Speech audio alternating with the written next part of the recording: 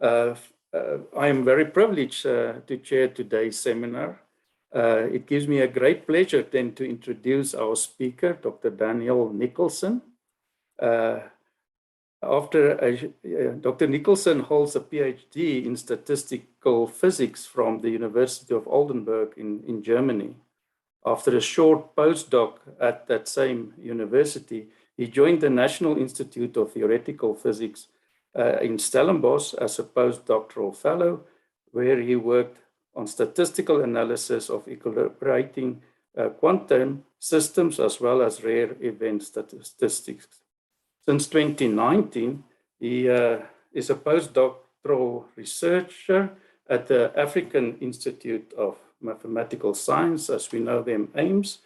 His current research interest is statistical learning from data, in particular probabilistic model selection employing principles from non-equilibrium statistical physics. Dr. Nickelson, we are looking forward to your presentation titled How to Learn from What We Don't Know. It's a very interesting title. We're really looking forward to your presentation. Over to you then, Daniel. Yeah, thank you so much, Franz, for your kind introduction. And thank you, Diane, and the whole team for setting this up and also for the invite. I'm really happy to present here a little bit about my work. Yes, so how to learn from what we don't know. Yeah, it's a bit of a catchy title. My presentation is not too technical, so I try to make it accessible to a bit of a broader audience. In particular, at the beginning will be quite shallow, but then we're also going to have some more mathematics in there.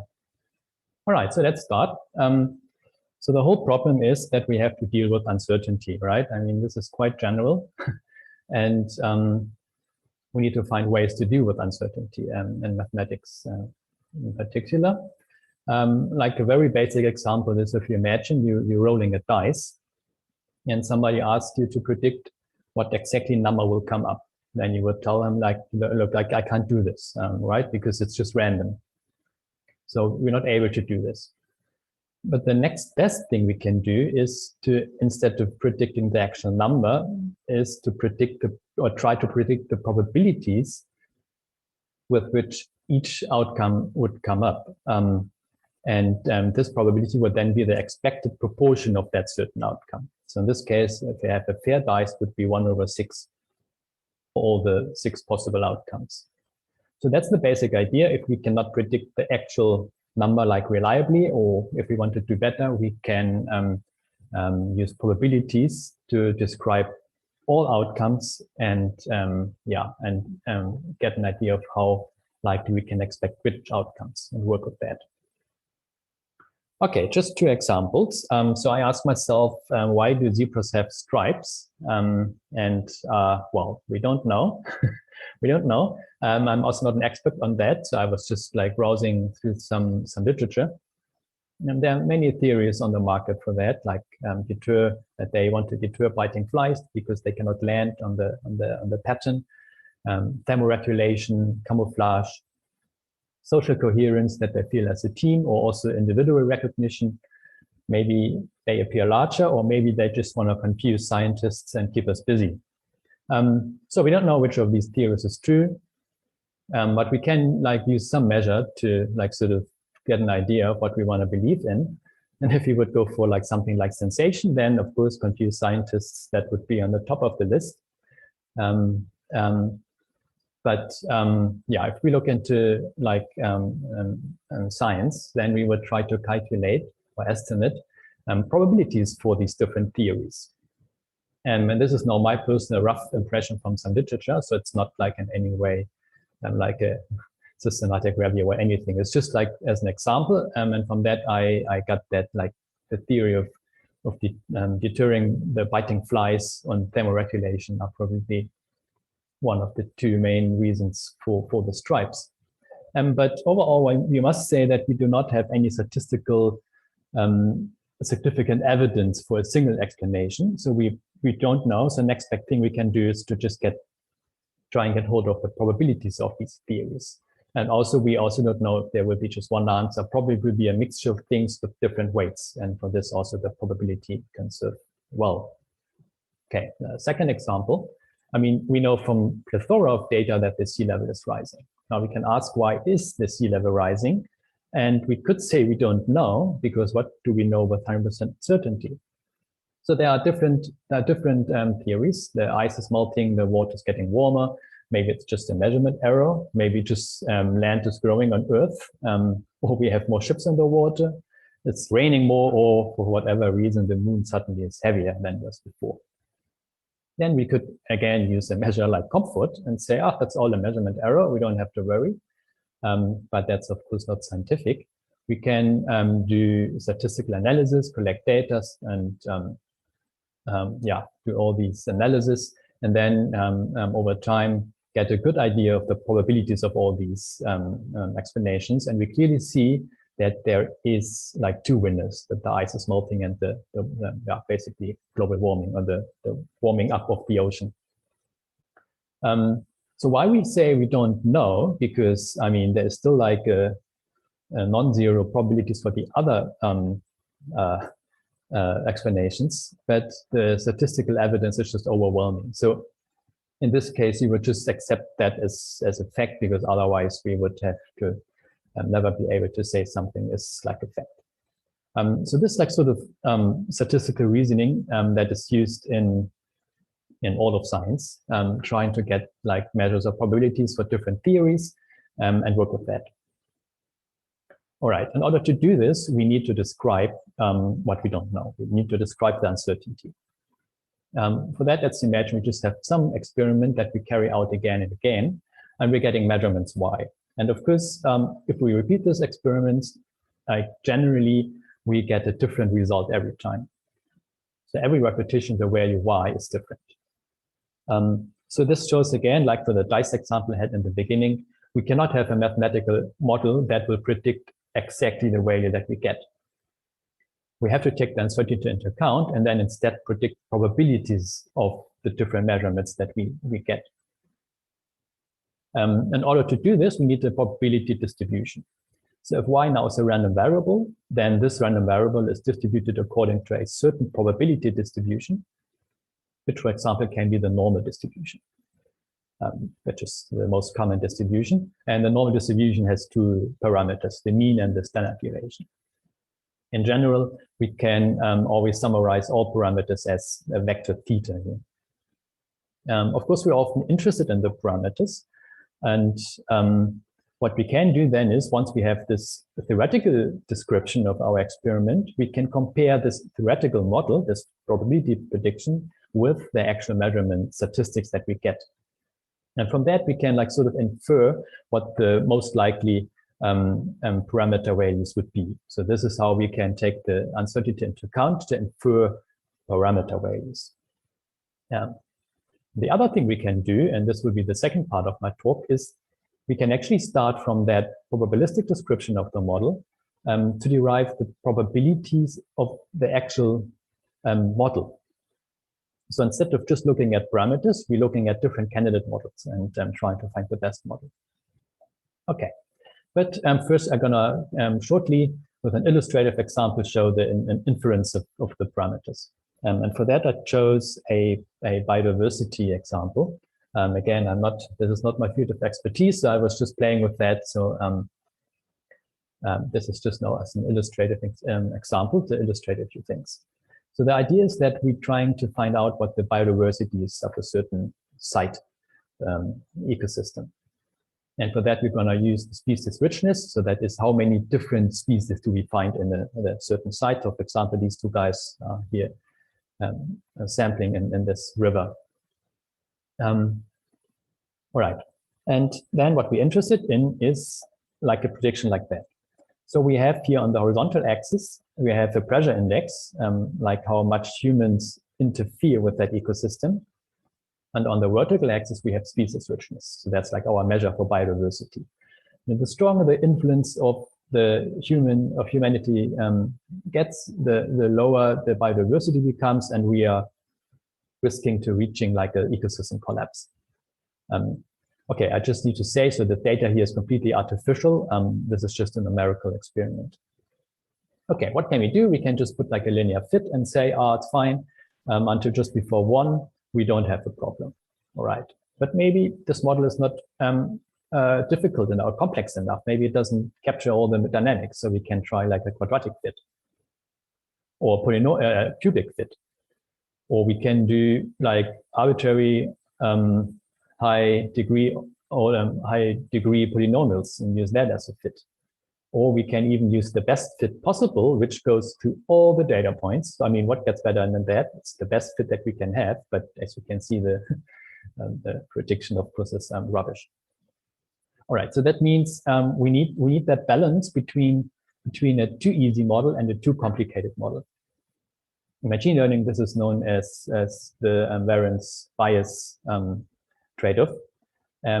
So we want to have, if the model is too easy, then we're not capturing enough information from the data. And if the model is too complicated, then we like sort of taking the noise as information and try to fit the noise. In both cases, the predictions are very poor. And the problem is we can't know the noise. That's the very nature of noise. So this is the basic idea. If this is the linear fit, then the noise is the difference between the linear fit and the data points. And by reducing this linear fit, we're taking the noise as an error and we're trying to minimize the error. So we're trying to minimize these displacements here. But we don't want to do this. We want to actually model the noise. This falls under the Bayesian approach. So noise is now not regarded as an error that we want to minimize. Instead, we recognize that the noise reflects what we don't know. And to learn from what we don't know, we want to have a probabilistic model for the noise, which like sort of models our ignorance. And this we want to incorporate to do a better prediction. All right, for that we do a very quick survey through like 4 distributions of probability. So the first distribution is from the experiment of flipping a coin. We can just have 2 events. We can have tails and we can have heads. We can write down the probability distribution for that, and we can make a plot of that. Next thing we can do with that is we cannot just flip the coin once, we can flip it many times, n times. And then we count how often we get heads. This is described by the binomial distribution, for which we also have a mathematical formula. And yeah, and for 3 flips, we would have, for example, for bias coin, we would have this kind of distribution. All right, but we do not only have 2 possible outcomes, and most times we often have several possible outcomes. So the dice again, for example, 6 sides, or this crazy dice here has 120 sides. For this, we would have to assign probabilities for each possible outcome, which is known as the categorical distribution. We can also write it in a mathematical way. And distribution might look like something like this, where the 1 would come up most of the time. So maybe there's a small weight here on that side. Okay, now we're making the same step again. Now we're looking at counts of these possible outcomes. Now our random variable y is the counts of outcomes after re-rolling the dice n times. This is described by the multinomial distribution, and we again have a mathematical expression for that. And with that knowledge, I want to go back to the biodiversity example and ask, like, what do we know about what we don't know, and what can we learn from what we don't know? All right, so let's just summarize again. We have the dice, let's say with k different results, and we roll the dice n times, so we get a sequence of outcomes. And then as our observation, we say that's the number of different results I have in that sequence. Since this is described by the multinomial distribution, we can compute the observation n, which is just the number of times I get get result in one of the possible categories. And I can also, from the distribution, from the multinomial, I can calculate the probability distribution for this observation with the function as a function of k, the total number of sides of the dice. And now it's pretty obvious. We can, with some assumptions, assume or model our sampling of species in the wild as rolling a dice. K would be the true species richness that we don't know. N is the total number of individuals that we found while sampling. And N would be like the observed species richness. So in all the individuals, we count how many different species do we have. And then what we can do is we can choose K such that we maximize the probability of our observation, of our observed species richness. And this is how we can actually model what we don't know and with a maximum likelihood estimation, learn from what we don't know. Okay, just to illustrate that, this is, for example, now a plot where we have the observed species richness versus the observed total abundance, so the total number of individuals. So the true number of species here is 20. I just run a numerical experiment where the thin orange line sort of, the more species I collect, the closer I get to the true species richness of 20. But from my mathematical model, I can also calculate the expected number of observed species as a function of the total abundance in my sample. So I can make this prediction, and yeah, at least in this numerical experiments, it agrees quite well with the numerical experiment. I can also actually plot the probability distribution P of n, here for a fixed value of k equals to 20. And each of these curves is for a different total abundance. And then, for example, we see if we have like something like 40 total number of individuals, then we would be somewhere here in this curve. Well, maybe this one here. So then with 20 the true number of 20 different species and 40 collected individuals, we will most likely get the observed species richness of 14. So knowing the observed species richness and the observed total abundance, we can play with the variable k and then just find from all these plots for different k's what is the most likely true species richness. Okay, like this is like sort of the procedure. So if we do this now for this example, then in the Bayesian approach, we get this linear fit from reconstructing the true species richness. And yes, it's different and it makes sense because, of course, like if the species richness is still high and we're only sampling 28 individuals, in this example, then we underestimating the true species richness. And if you compare that with the secret truth that I know because I've set up that experiment, then yeah, it's agreeing very well. This is like sort of an example how to model what we don't know and how to learn from that. All right, but this was focusing on parameter estimation, where my actual research is model selection. So we're not actually interested in the parameter itself. We're interested in what model to choose. So what likelihood distribution to choose to describe our data. We could use a normal distribution. We could use another distribution. So really just different distributions. And this I can write as P of I can introduce the model M as a sort of argument in my distribution. All right, and now from that I want to have the probability of the model. What do we need to do? We just need to swap the Y and the M here. So now we have the probability of the model, condition on the parameters and the data. This is a straightforward formula from probability theory. The next thing I want is I don't want this actually to depend on the value of theta. I want it to be for any choice of theta.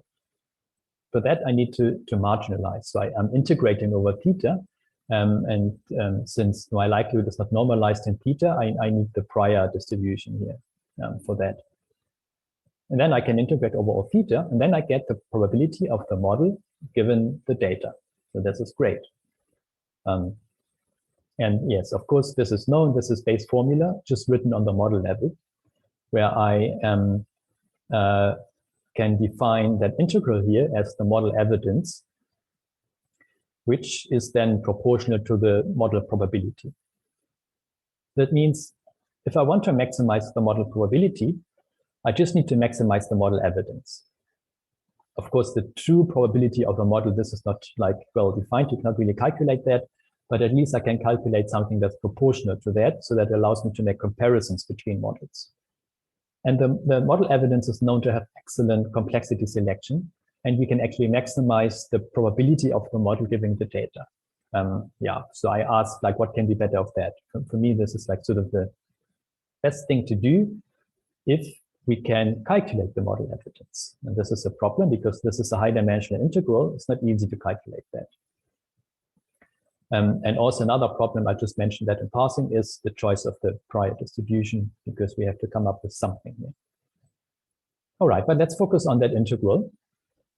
And this is now where my current research enters. I do that from the perspective of statistical physics. So there's a traditional approach to estimate the model evidence, which is called thermodynamic integration. For that, we define a auxiliary distribution, P beta, which is the product between the likelihood and the prior. And the likelihood, we raise the likelihood to the power of beta. And beta is just a control parameter between 0 and 1. And we see if we put in 1 here, then we have the product between the likelihood and the prior, and the normalization z would then be the integral over that, which then just gives us the model evidence for beta equals 1. And then we can borrow from equilibrium statistical physics, so that's why the name is thermodynamic integration. We can use that auxiliary distribution to describe the log model evidence as the integral over beta from 0 to 1 of that expectation value here. And that expectation value is of the log likelihood, and theta is sampled from that P beta distribution, from that auxiliary distribution. So with that formula, we have traded the problem of the high-dimensional integral. We have traded that for a sampling problem, because now we need to sample from that high-dimensional distribution. But it turned out that it's often more feasible than a naive Monte-Carlo integration of the original integral. So that's an improvement. But it also has some drawbacks. Okay, this is just a more detailed description of what to do in order to get the log model evidence from the thermodynamic integration, where we do Monte-Carlo sampling of that auxiliary distribution for different values of beta. And in that, we need to have something that's called burn-in and thinning, which basically means we're throwing away samples so that we can always be sure that our procedure is in equilibrium, so that we're actually sampling from the P beta distribution and not in any transient regime. And also, we don't want our theta values to be correlated. So that's by thinning, by throwing away many values, we can also ensure that. And once we have that, we can plug in all these theta values into the log likelihood, and then the average of that will be then one value for this numerical integral. So we have to do this for many different values of beta. Okay, that sounds reasonable, but the problem is that the equilibration can take very long because we have to do this for each beta, and the Markov-Chain Monte-Carlo often gets stuck in local minima. So it can be like a very difficult business, and also the efficient sampling of parameter space is not always given. Okay, so this is where I now remember what I learned about non-equilibrium statistical physics in my PhD. We can generalize that to actually the non-equilibrium case, and we can actually use an actual stochastic differential equation where the correlations are actually part of that. So we don't have to throw them away. All right, so let's look at that. In order to introduce equilibrium, we first need to define the equilibrium stochastic process, which is the time-depending process. For that, now our parameter beta becomes a driving protocol, which changes from 0 to 1 as at time goes from 0 to capital T. So capital T is the duration of our stochastic process. And then we can just rewrite that integral from thermodynamic integration as this integral, where we now integrate over time with d beta over dt here. It's just like an integration by parts. Okay, we now want, instead of having like samples of theta, we want theta now to be a realization of the stochastic process, like a trajectory. And we want this stochastic process to have the P beta distribution, so the distribution we need to sample from, want this stochastic process to have that p beta distribution as stationary distribution. And if that is the case, then we can actually do away with the average here, because then we can drive this very slowly. So time goes from 0 to infinity. And since this goes very slowly, we're always in equilibrium. So our trajectory will always be sampling from the stationary distribution. So that means by summing this all up, we basically performing this average here implicitly. And then we're getting the log model evidence. This I can define as an observable R. So this is now what I define. R now depends on one realization of the stochastic process, so one trajectory in parameter space. And from this trajectory, I'm getting one value R, and the minus R is the log model evidence for the limit of process duration to infinity. All right, this is what I've just said. So our dynamic observable R becomes the negative log evidence if we put capital T to infinity. Okay, so this is equilibrium. So now let's make this non-equilibrium. For that, we're looking at the actual stochastic process, which is this stochastic differential equation, where we have the time derivative of theta here. This is the negative force that's acting on that process, which is the gradient of the log p beta distribution. And this is the stochastic term. And this distribution does have the p beta distribution as stationary distribution. All right, but now if we use capital T, not infinite capital T, but finite capital T, then our R value will not be exactly the negative log evidence anymore. It will be a fluctuating random variable. And for that, we can look at the distribution of that random variable. For equilibrium, so if you're again taking T to infinity, this distribution must have the peak around the negative log evidence. That is what we know.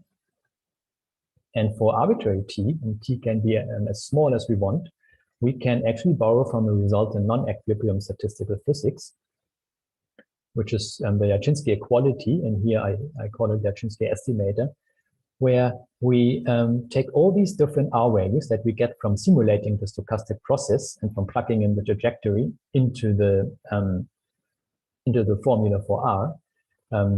Then it is known that E2 minus R, the average of that, or the expected value of that, will be the log evidence.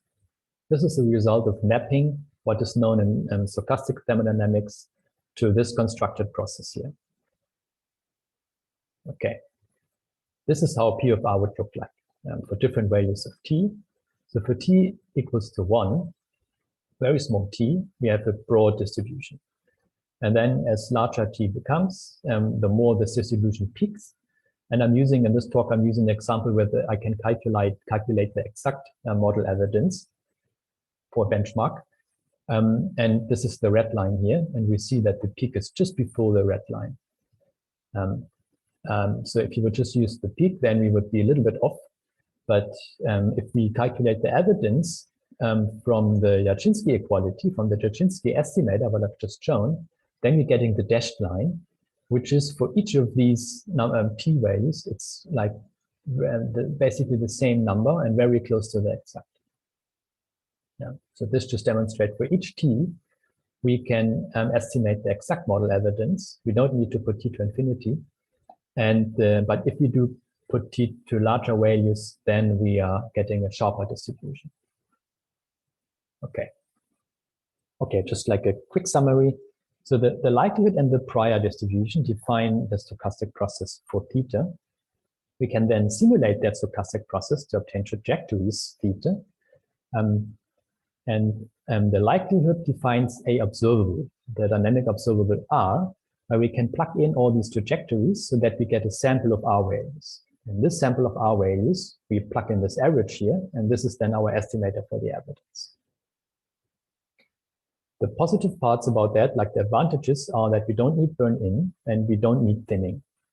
And also what's nice is we know approximate confidence intervals for this average. So we can like sort of add more and more trajectories to our estimator until we are happy with the accuracy. The disadvantage is that this exponential average can depend very heavily on rare events. So this is like sort of where I'm looking at the moment to like sort of improve that. This is an example.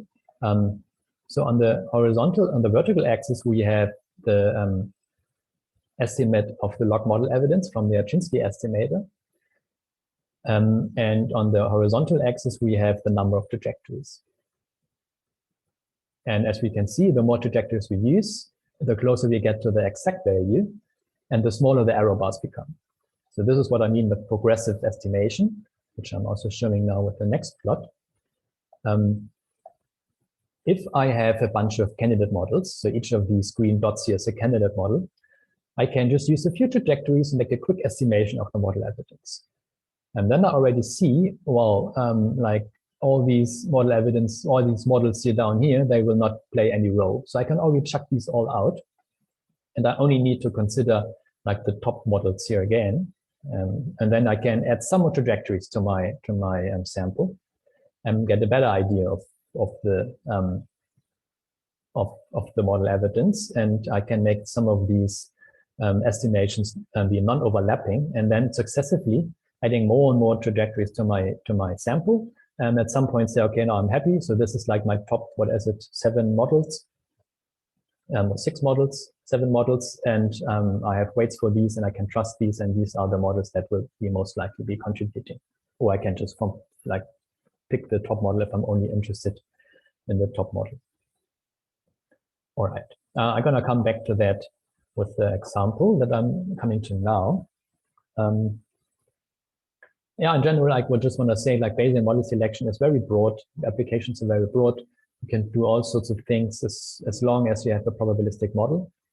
And what I was looking at is equation learning. And so now I want to show how this can be used to learn dynamical systems from data, to learn ordinary differential equations from time series data. For that, I need to like sort of quickly explain what I'm after here, maybe from here. So if I have time series data, I can use deep learning like recurrent neural networks to like sort of describe that, which involves a lot of parameters and is very powerful in making predictions. The other thing I can do on the contrary side is to try and get a very small mathematical model that does not capture much of the details, but is like sort of optimal in the way of its size when it comes to interpretability. So with that, I can interpret the parameters that I have. I can calculate characteristics. I can calculate like special points or times in the dynamics, like collisions, equilibrium points, tipping points, strange attractors. Also, it makes it more efficient in embedded systems. Yeah, so this is like sort of the idea. Yeah, conceptually, I want to be careful here because, I don't want to make it look like I'm saying I can now calculate the true model from data. What I'm actually after is just to give up some expressivity to have a better level of interpretability. So in the ideal case, the true model would explain all data, including the noise. But this is only like the ideal case. In the realistic case, I want to have the minimal model that is the optimal compromise between the model size and the model accuracy. All right, and how to do this?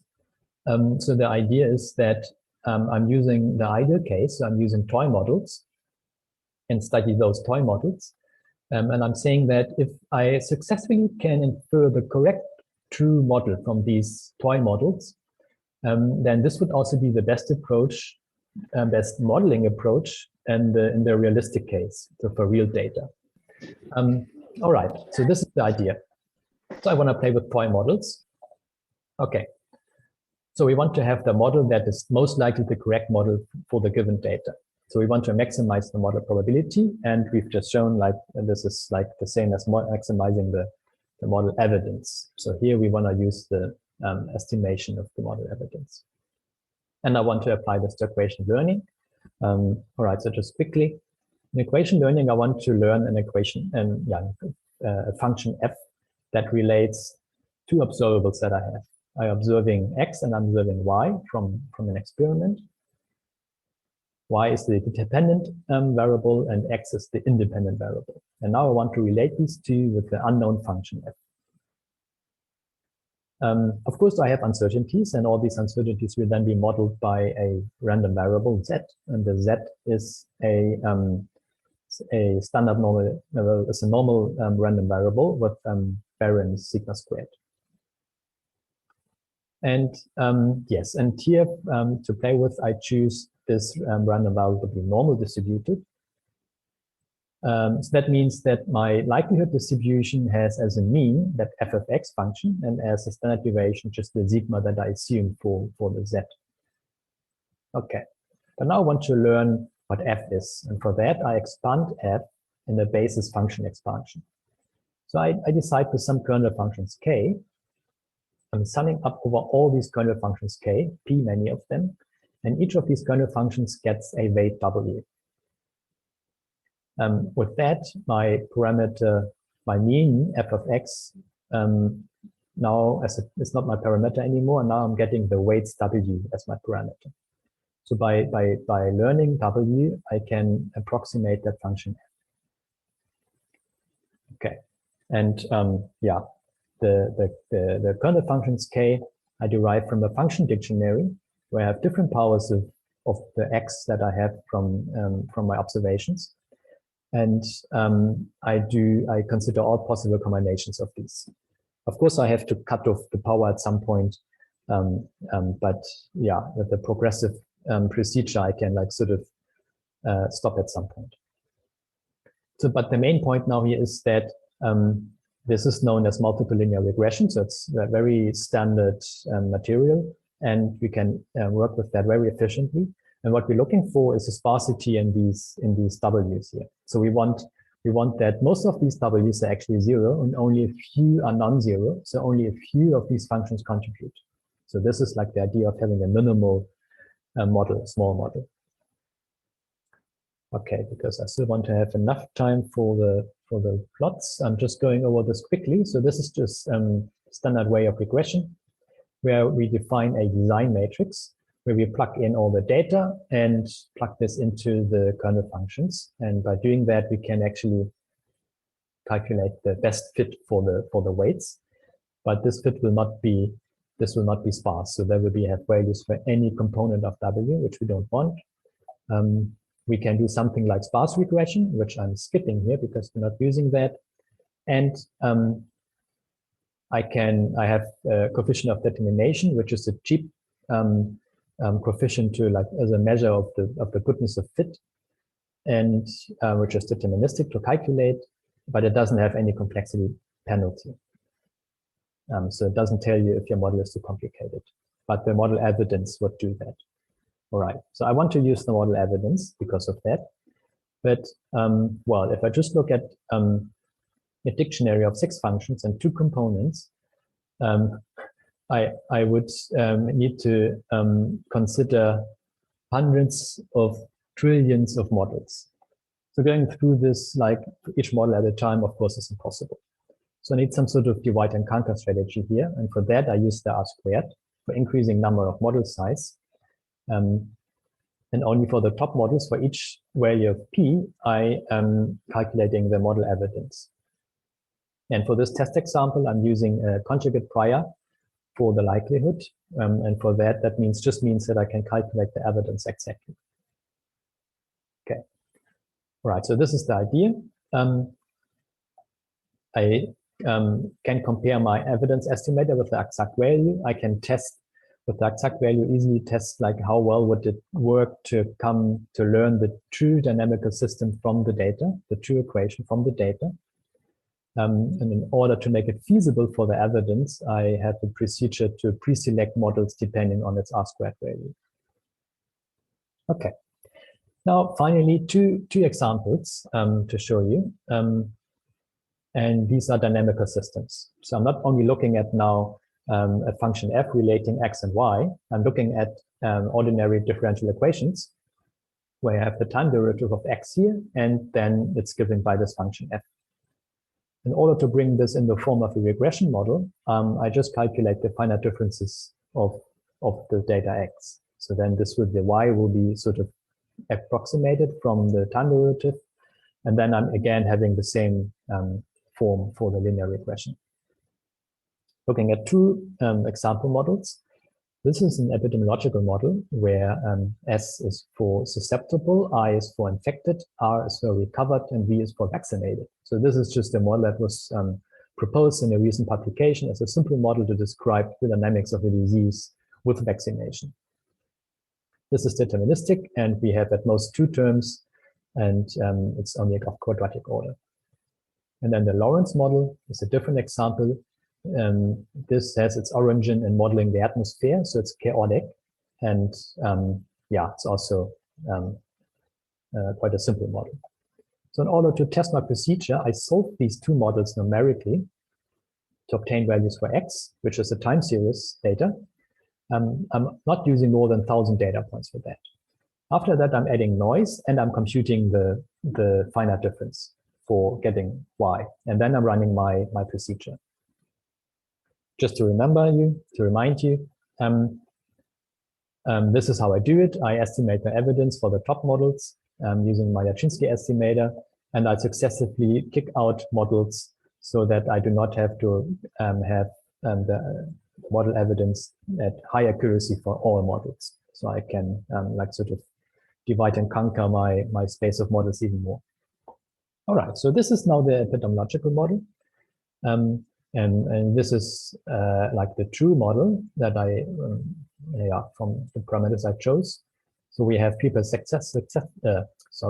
people susceptible to the disease, and this is going down as more and more people are getting infected and recover, and we have a proportion of vaccinated. And now I'm only choosing, so this goes from 0 to 10. And now for my data, I'm only choosing from 0 to 1. For 4 initial conditions, very similar initial conditions, and I'm using 100 data points each. So in total, I have 400 data points, and I'm also adding a little bit of noise to that. From this data, so from 0 to 1, I'm now running my procedure to learn the model and fit the parameters. By doing that, I'm almost getting the correct model. There's just one term missing. That's why we're seeing here between the predictions as dashed line, a small discrepancy between the true model. But it's still very accurate considering that we're actually missing a term. But there was apparently not more data from time 0 to 1 that would give statistical evidence for this extra term. So let's see if we use data from 0 to 2. Then we actually do get the true model. The discrepancy that we see here is just because of the parameter fit, because you would need more time information to fit the parameters correctly. But we can, just from this little bit here from 0 to 2, infer the correct mathematical model from our toy data. And if I use even half of the time, then the estimation prediction becomes perfect, because now I captured the more complicated part here. So now this is just perfect. All right, so that worked. And now the chaotic model. So this is what it looks like if we solve the Lorenz system, that this famous strange attractor between these two parts here of the phase space. Again, from here, I generate one trajectory. So this is each data point here. Each circle is this one data point. I'm generating one trajectory which has just 1,000 data points. I'm corrupting it with noise, as you can see here, by comparing the corrupted from the original data. So I'm using that noisy data, and now I'm trying to reconstruct that signal, which looks like this. So the dashed line is again my reconstruction. And as we can see, there is agreement, but there's also like a difference, right? So let's look at the 3 components individually. It looks like this. As we can see, I mean, first of all, I can say that I'm able to reconstruct the correct equations. So the form of the equations is 100% correct. But now the problem is, of course, the parameter estimation. Since this is a chaotic model, I can only be exact or very good at the beginning of time. At some point, the chaotic property just gives me this discrepancy that we can see here, where the general nature or the qualitative nature is correct, but doesn't get the switch between the two branches of that change correct or correctly, which is just known for the Lorenz attractor, which is what it's famous for. But the main point now is that since I know the exact equations describing that, I do not rely on this prediction to learn about my model. I can actually look at the mathematical equations and I can calculate the strange attractor. I can calculate all sorts of characteristics that describe this model and also make then from that, again, predictions in terms of probability. How does an initial condition propagate through the system?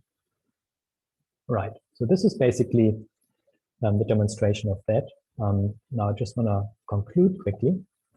All right, so like from the first part, the take-home message is that models will always have aspects that we don't know. There will always be uncertainties. And instead of minimizing our uncertainty to like sort of feel better, the next best thing is to actually know what we don't know and to model what we don't know.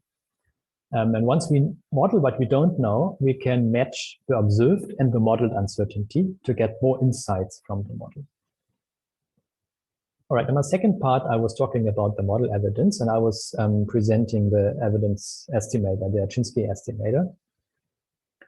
First of all, it's nice to know that the model evidence is proportional to the model probability, which in my opinion is just like, yeah, what can be better than that? Using the evidence, we can weight candidate models and we can select top models. Going non-equilibrium, we do not require thinning or burn-in. And the distribution P of R is univariate. R is a scalar variable. So that's very handy for further improvements in analysis. And it also allows like a divide and conquer and kick out procedure for the evidence, which was very handy for the equation learning.